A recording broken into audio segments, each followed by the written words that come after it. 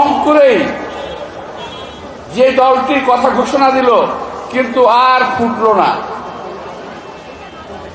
যে দল না ফুটিতে এখনো তারা রাজনৈতিক দলের অবয়ব নিতে পারে নাই। এখনো তারা অ্যাডভেঞ্চার মনে করে। দেশ চালানো রাজনীতির অ্যাডভেঞ্চার এক কথা নয়, এটা অ্যাডভেঞ্চারিজম নয়, একটা দেশ চালানো।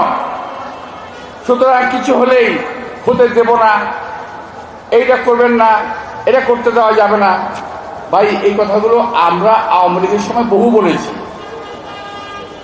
তো দয়া করে এই সমস্ত অপকর্মগুলো করার চেষ্টা করবেন না। একটি দল লেগেছে এখন কি জানি একটা পদ্ধতি, পিআর পদ্ধতি। এই পিআর পদ্ধতির উশিলা দিয়ে নির্বাচন হতে দেবে না। আরে ভাই, পিআর পদ্ধতি কথা, এত বছর নির্বাচন হলো বাংলাদেশে, তখন তো কখনো বলেন নাই। এই ট্যাবলেট কে খাওয়াইলো আপনাদেরকে?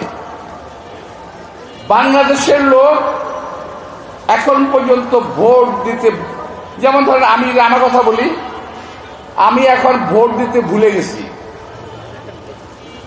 17-18 বছর ভোট না দিয়ে ভোট কিভাবে দিতে হয় ভুলে গেছি।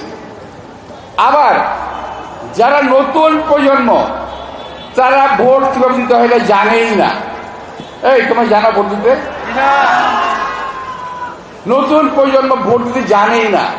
এর মধ্যে নিয়ে আসছেন আবার পিআর পদ্ধতি।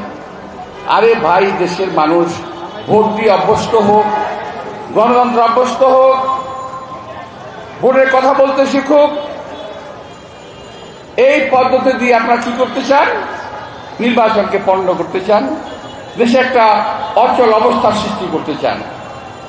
এই দেশের লোক এটা কখনো মেনে নেবে না। আপনাদের অনেক দাবি দেওয়া, অনেক কিছু থাকতে পারে। নির্বাচন হবে, ইশতেহার দেন, সময় হবে, যদি ক্ষমতায় যেতে পারেন আপনাদের ইচ্ছা অনুযায়ী জনগণকে সাথে নিয়ে দেশ চালানোর চেষ্টা করবেন। আর বিএনপি যদি ক্ষমতায় যায়, যদি আল্লাহ রহম করে, তাহলে আমরাও জনগণকে সঙ্গে নিয়েই এই দেশ চালানোর চেষ্টা করব।